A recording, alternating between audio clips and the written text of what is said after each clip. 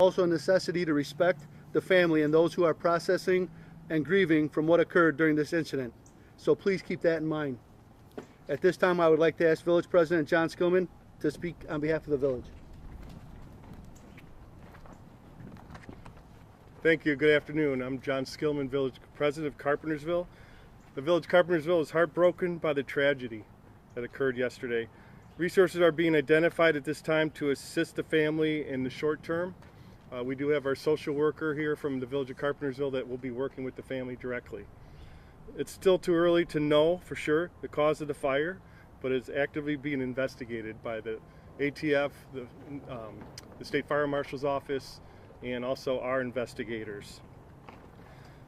At this time, those findings will be released when the investigation is concluded. Our hearts go out to the family for the loss of the 3 young lives that we lost yesterday. Thank you. Chief.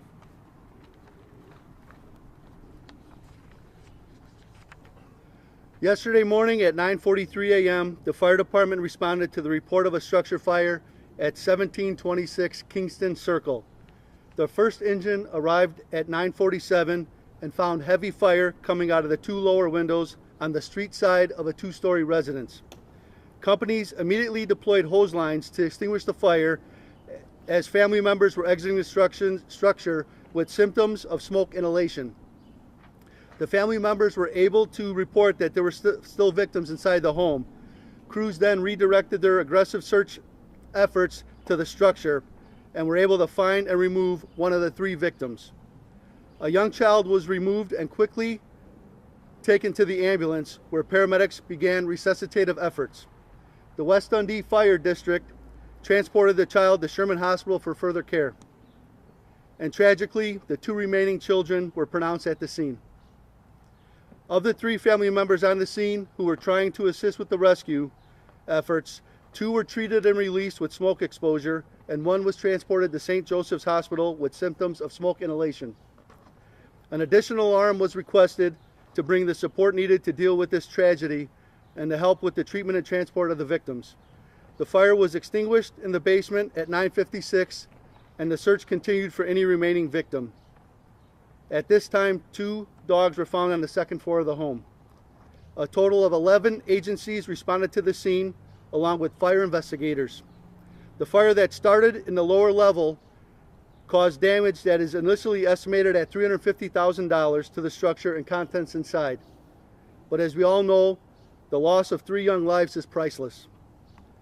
The house is deemed uninhabitable due to the damage, and I want to thank all of the Carpentersville Fire Department members who responded and all of our neighboring agencies who came to assist us at this incident, including the Kane County Arson Task Force, the ATF, the Kane County Coroner's Office, and the Illinois State Fire Marshal James A. Rivera and his team of investigators for all of their assistance.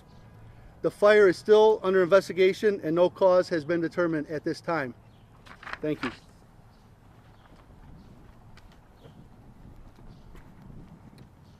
Good afternoon. My name's Todd Shaver, Chief of Police with the Carpentersville Police Department.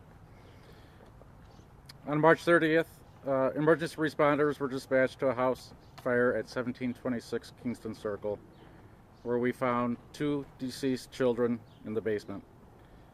Unfortunately, a 3rd infant died later that evening. Inside the house at that time was a grandmother, grandmother's boyfriend, and father of the children.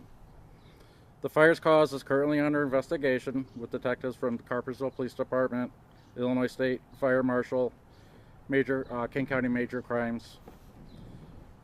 Still trying to determine what the cause of this incident was.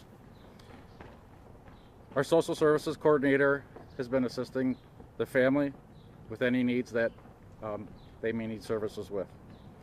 As I said, the investigation is ongoing. Anybody with any information is encouraged to call the Carpentersville Police Department at 847-551-3481.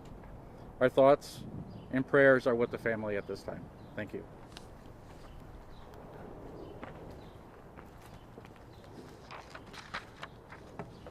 Good afternoon. My name is Monica Silva and I am the Kane County Coroner. On March 30th, 2025 at 11:30 a.m., the Kane County Coroner's Office was notified of 2 child deaths reportedly stemming from a structure fire in Carpentersville, Illinois. I, as well as my deputy coroners, responded to the scene. The coroner's office is currently conducting an independent investigation into the causes and manners of death of the children. Autopsies were performed today, March 31st, 2025. We are conducting further tests and toxicology, which will take a minimum of several weeks to yield results. We are working closely with Carpentersville Fire Department and affiliated local and state agencies to gather all relevant facts. We recognize this tragedy profoundly impacts our community. However, we are unable to relay further details at this time as our investigations are ongoing. Thank you.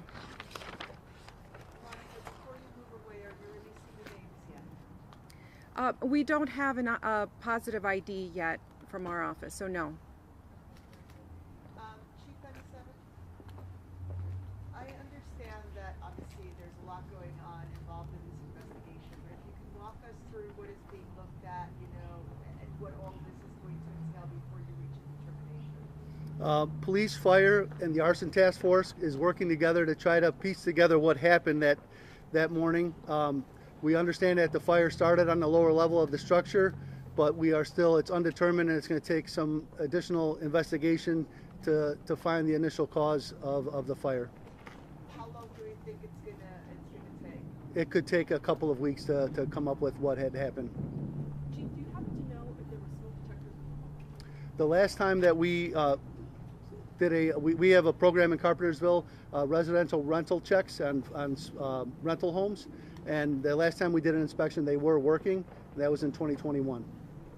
Was this a rental or? It was a rental. Just talk about the impact to your firefighters in responding to something where you know that there's 3 young children involved. Well, as you can imagine, the stress level definitely affects the way that we respond. The crews went from a fire attack to a search mission to try to locate the victims in the fire.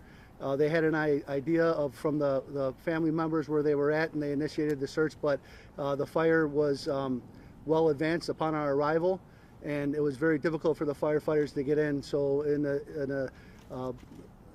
with the transition of the fire attack and the search crews together, they were able to locate the 2 initial victims who unfortunately had expired, and then they removed the 3rd victim, who they started EMS care immediately on.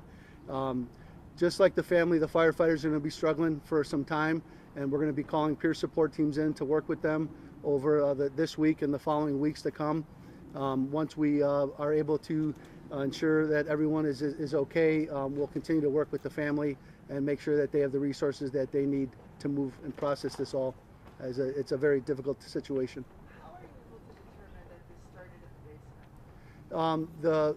The initial fire investigators, by the way the burn patterns are in the home, and some of the footage that we have from evidence that we collected on the scene, we were able to determine that it started in the lower level of that home.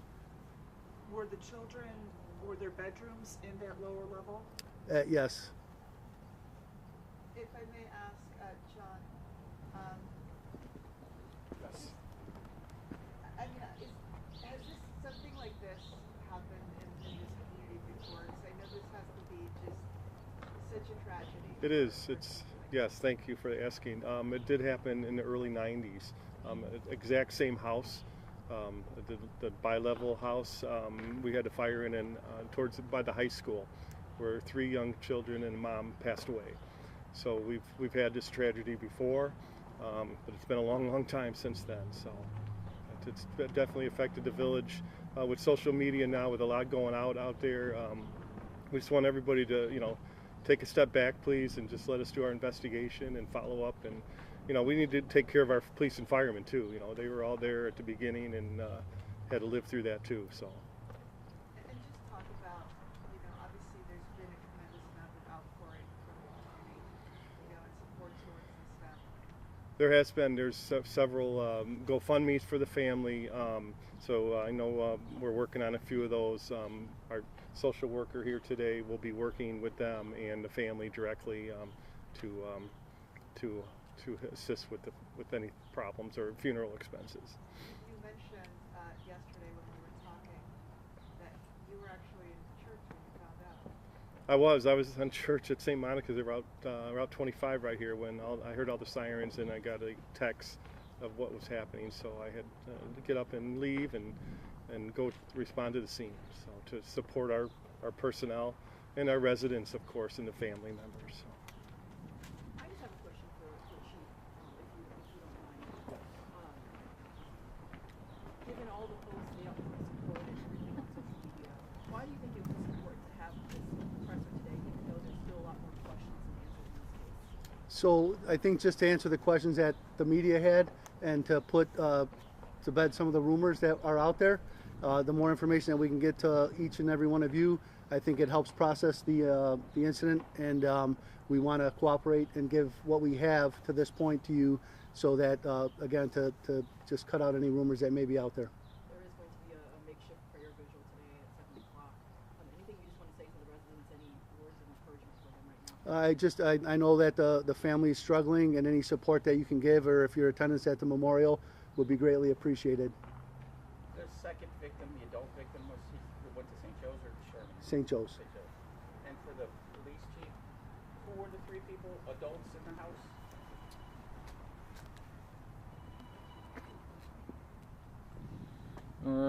Inside the house at the time of the fire was grandmother, grandmother's boyfriend, and the father of the children. And But not the mother? grandmother is the woman who's still in the hospital, correct? I'm sorry? The grandmother is the woman that's in the hospital right now. I believe so. Correct.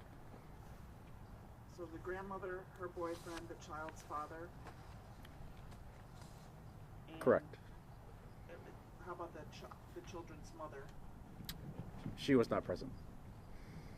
And the child's father is the father of all three of the children? Yes. And the grandmother was the one who was hurt, and that's why they're in the hospital. It wasn't like she had something else come up with it from the result of the fire. I would imagine so, yes. Anything you would like to add, Chief, just in terms of, the impact to the community or something like that? I know I've been seeing people dropping off flowers and teddy bears and tears, and they didn't even know the family. Right. I mean, you were out at the scene yesterday. You can only imagine the loss of a child, versus 3 children. So there was obviously a great outpouring of people that were at the scene. It's a horrific thing that not only the family has to go through, but now the community is going to have to, we're going through this as well. And first responders, to have to deal with this, it's going to take some time to process, and we're all going to have to heal, from seeing stuff like this. Thanks very much, everybody. Thanks for your time. Thank you.